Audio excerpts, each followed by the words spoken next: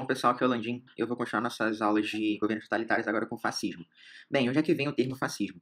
O termo fascismo vem da palavra latina fasces, que era um símbolo de autoridade carregado pelos lictores romanos. Os lictores eram tipo os guardas-costas dos magistrados romanos, e era realmente o que simbolizava a autoridade deles. Era meio que algo que mostrava o poder do Estado romano. Então, esse negócio aqui que ele tá. Esse aqui é o lictor, e esse aqui que ele está segurando é o fasces. Então, é um amontoado de paus juntados, amarrados com um machado. Então, simbolizava a ordem, a união, enfim. Então, quais são os usos do termo fascismo? Você tem um uso para o fascismo histórico original, que foi o que surgiu na Itália após a Primeira Guerra Mundial. Um fascismo histórico internacional, que é a analogia que foi feita com o nazismo alemão, ou seja, o nazifascismo. Então, o nazismo alemão ele tinha claramente inspirações fascistas, então por isso que houve essa analogia. E um fascismo extrapolativo, entre aspas, que designa todo e qualquer regime que compartilha certas características com o fascismo histórico original. Então, mas esse termo aqui ele é de difícil uso científico, porque ele está sendo usado tanto no meio social de forma inapropriada que o sentido ficou diluído.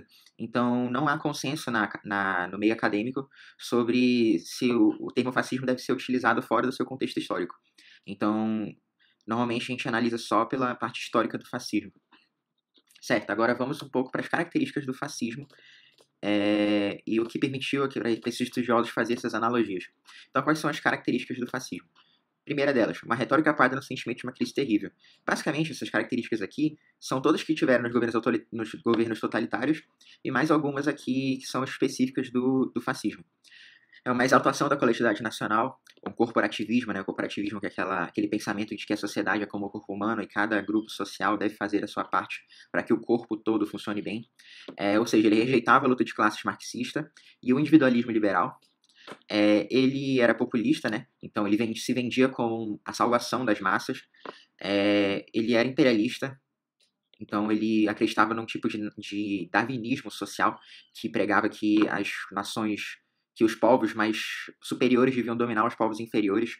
Acreditava na narrativa de vítima, ou seja, que o povo italiano foi vítima das outras potências, ou o povo alemão foi vítima das outras potências.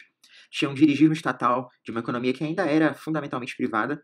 Então, apesar de ser bem estatal assim as empresas, algumas empresas ainda eram privadas, mas eram controladas pelo Estado, dirigidas pelo Estado indiretamente. Você tinha um ênfase nos valores tradicionais em contraposição à modernidade.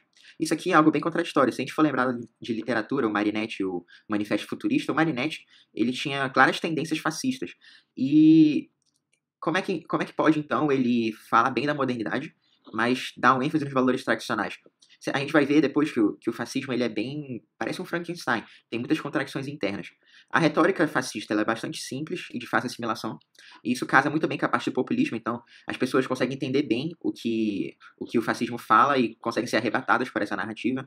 Ele é excludente, então ele vai ter sempre um grupo social que ele vai estar marginalizando, sejam eles estrangeiros, sejam eles outros povos, por exemplo, aqueles que não são arianos, enfim. A rejeição dos internacionalismos, tanto os religiosos, quanto os marxistas, quanto os liberais burgueses da globalização. E no contexto histórico que ele estava inserido, ele se associou com a sociedade de massa, que estava desencantada com o Estado e a democracia, devido às crises no pós-Grande Guerra. Então a Itália ela estava bastante insatisfeita depois da Primeira Guerra Mundial, porque ela ficou do lado dos vencedores, mas ela perdeu muito e não ganhou o que ela esperava que ganhasse. Então, no sentido histórico, o fascismo é uma ideologia extremamente contraditória. É porque ela buscou aproximar, porque ele buscou uma aproximação com a igreja, sendo que pregava uma educação não pacifista. O Mussolini mesmo falava que a paz não passava mais do que o intervalo entre duas guerras. Ele afirmava que respeitava o exército, mas possuía uma milícia própria. Ele dizia ser revolucionário, mas afirmava que apoiava a monarquia italiana. Então você vê que era um negócio bastante esquisito mesmo. Tanto que o fascismo ele vai se diferenciar como um movimento político, né, um projeto para conseguir o poder, de quando realmente ele consegue o poder. Então, enquanto o projeto ele é bastante populista, mas quando ele consegue o poder ele é bastante elitista. Ele vai sempre estar balanceando ali os industriais com as demandas populares. Tanto que os fascistas eles foram apoiados não só pelo povão, mas também pelos industriais italianos que estavam com medo dos ideais socialistas se proliferando lá. Antes de ir para a segunda parte da nossa aula, eu vou ter que encerrar o vídeo por causa do tempo limite. Obrigado por assistir.